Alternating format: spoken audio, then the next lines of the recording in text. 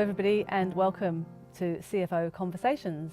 I'm your host, Paula Kensington, and I've got the absolute pleasure to welcome back Sue Rosen. Thanks, Paula. Great to be here. So today I want us to talk about an exciting subject called fearless leadership. And I know both of us have got many war stories to share on that one.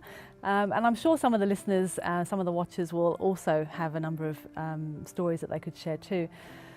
So I guess just to open up, CFOs, the role of the CFO has really changed in the last 5 years. And I've certainly, in my corporate experience, have found myself to becoming the driver almost of the leadership team. And I think perhaps because of the strong nature that I am and how I love to inspire and motivate others, I kind of feel like I step into that pseudo CEO type role. And I think today's leaders, it's all about being able to inspire and motivate others. I mean, what have you seen in your travels? Oh, absolutely, I would agree. To inspire, empower, motivate the people around you, that's what we demand of our leaders. Mm-hmm. And the CFO, I see the CFO as a true partner with the CEO in the best organisations. Mm-hmm. So to be able to do that, for me, the key is to understand yourself. As I keep saying in these conversations, it's about starting from the inside and working from the inside out to understand who you are, what your strengths are, what the values are that you bring to the business, to this team, and how you use those to inspire, motivate people around you. And one of the starting points is to start with trust. And you really need to know who you are and what your values are.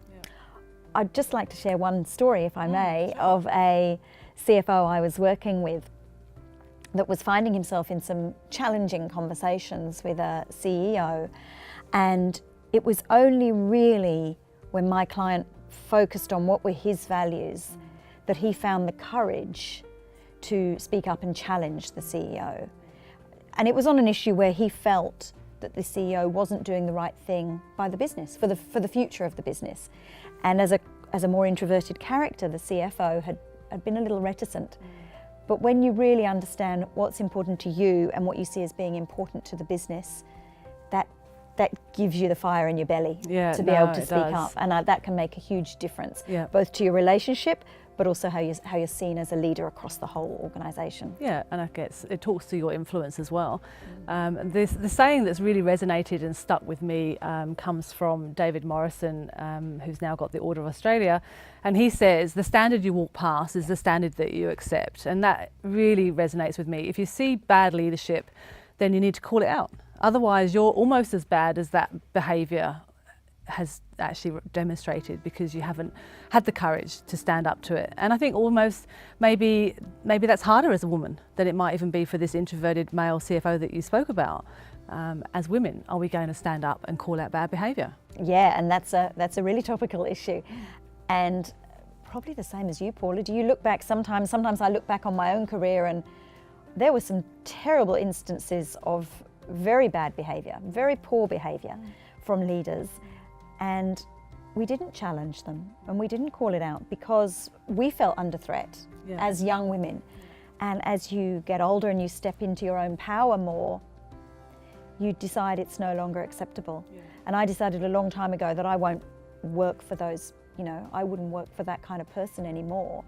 I'm worth more than that and I deserve more than that. And that's one of the conversations I have with clients as well, is to say, you are worth more, you don't need to put up with that behaviour.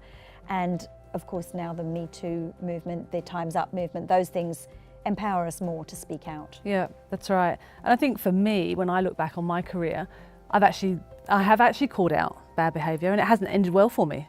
So, but I would encourage others to keep going, to keep learning and to keep trying those opportunities where you can call out that bad behaviour, because like you say, as we step into our power, I'm no longer prepared to work for people that are not being the leaders that they need to be. And so in one of my roles a few years ago, all of a sudden I was facing a redundancy by chance because I called out bad behaviour of my boss at the time. But I would say to people to keep having a go, because okay, I was going to say, what's the worst that can happen? Yeah, you might lose your job. But for me and my values, I would rather not work for someone like that than just suck it up, basically, and work for someone who's a poor leader. Unfortunately, we see a lot more of it still. But I think it is about that courage, and that is a story that you can talk about positively. So in your next round of interviews with a new opportunity, you can talk about how you had the strength to stand up to bad behaviour. So it's not always going to end badly for you. I think it's part of your badge of honour, if you like, your courage, your stripes that you earn along your way. I think, and it's great to demonstrate that you have had that courage to speak up and speak out. And I think that's right. You absorb that into the storytelling of your own journey. Yep. And that's what makes it so powerful. Yep, that's great. And I think it talks about the journey between moving from student to teacher to leader. And I feel that it's my responsibility to be a real fearless, authentic leader today. Thank you, Sue, for that conversation. That was excellent. Thank you.